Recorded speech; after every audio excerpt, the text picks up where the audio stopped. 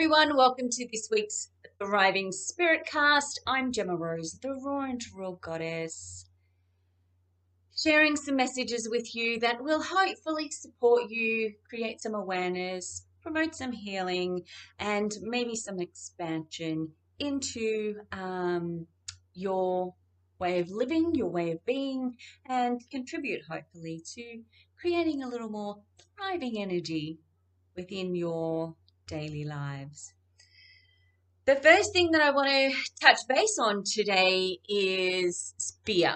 So fear has been kind of rolling in for me over the course, probably since last night it stepped in, and I understood it to be something that I was needing to be talking about today.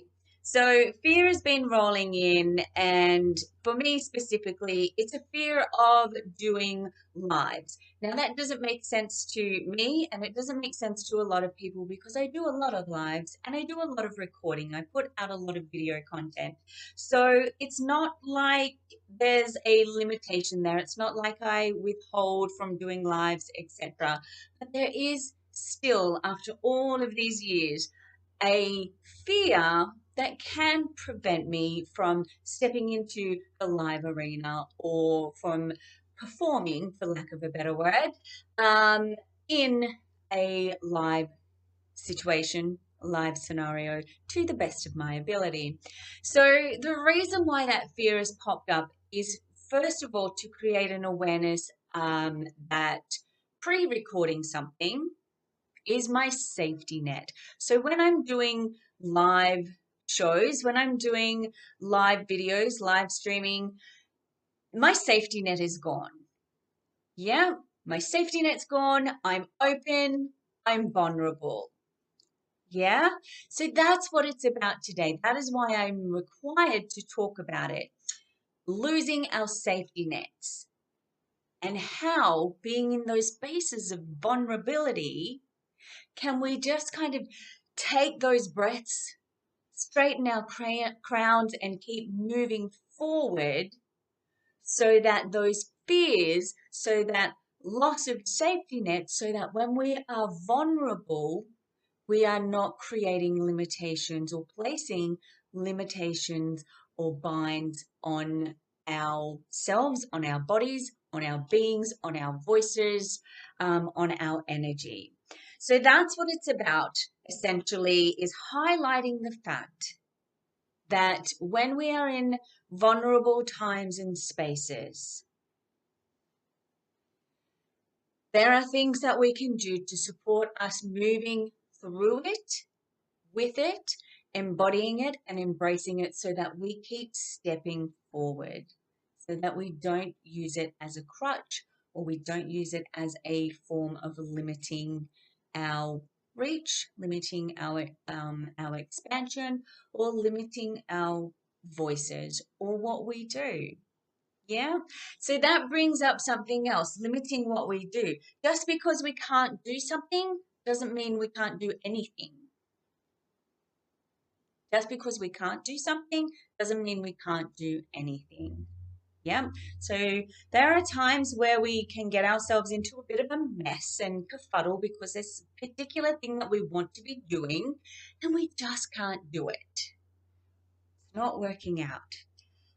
That can overreach into other areas of our lives and place those limits on what it is that we can do. Oh, we can't do that, so now we're just going to sit back and do nothing. You with me? So, again, that is another piece of the pie that we need to be aware of. When we can't do something, it doesn't mean that we can't do anything. So, when you fall into that space of not being able to do what it is that you want to do, find something else to do. Keep yourself busy, keep yourself occupied. Do not let it hold you back. Do not let it stop you dead in your tracks. Yeah, that with the safety net and being vulnerable and not being able to do something. Let's make a pact right here, right now, to not allow those things to stop us dead in our tracks from doing what it is that our heart truly desires, doing what it is that our soul truly speaks to us to do. Okay? So incredibly, we are talking about ensuring that when we are vulnerable, we are continuing to support ourselves, first and foremost by loving ourselves, by showing ourselves love that ultimately supports us continuing to step forward. We might be creeping forward, but it continues to step us forward. Okay? So, over the next few days, just be aware of that. What fears are coming up for you? Where do you feel like you are losing your safety net? Where are you feeling quite vulnerable? And where, when you can't do what you want to do, is it limiting or stopping you from doing anything else? Being aware of those, checking in with yourself and bringing those to the surface creates the awareness that then creates the opportunity for making different choices that support you. Okay? So, where can we go from here? Breathing into that space. And I really have to say, you know what, guys? Love is the absolute answer to every single thing. Loving yourself is the answer to you doing, being, receiving. Whatever it is that you're hoping for, whatever it is that you're wishing for, whatever it is that you are choosing to create, embodying love for yourself, love for your body, your physicality, love for the energy of you, love for your emotional self,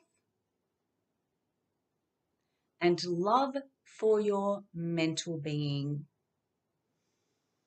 Embodying all of those aspects of ourselves and wrapping it up in a deep, deep love for who we are will shift a lot of your stuff. It will shift a lot of your stuff. So if I can just go back to being in those vulnerable times and spaces, to losing our safety net, go to the analogy that I used of losing my safety net when I'm doing live streaming.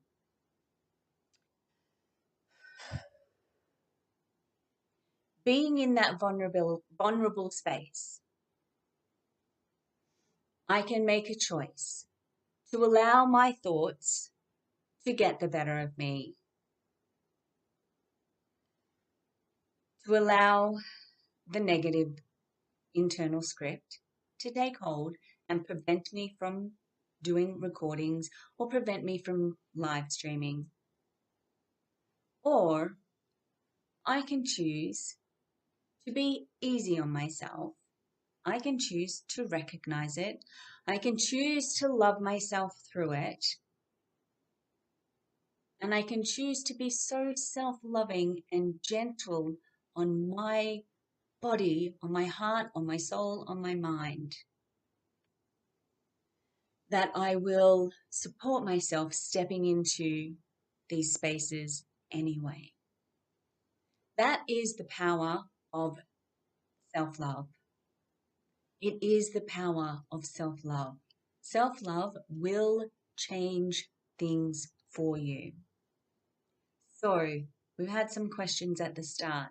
Another question: where is it that you can be more self-loving, more loving to who you are, more loving to your body, more loving to your heart, more loving to your soul, more loving to your mind? Where is it that you can be more loving of yourself? Now is the time to dissolve. any limitations. Limitations being fears. Yeah, any fears that prevent you from being your true self. Any fears that prevent you from stepping into whatever it is that you really wish to be doing. Self-love is the key to ensuring that you keep stepping into times, places, spaces, situations, experiences that you really feel you're meant to be doing. So I feel that's it. That's enough for us to work on over the next few days. It's enough for us to become aware of.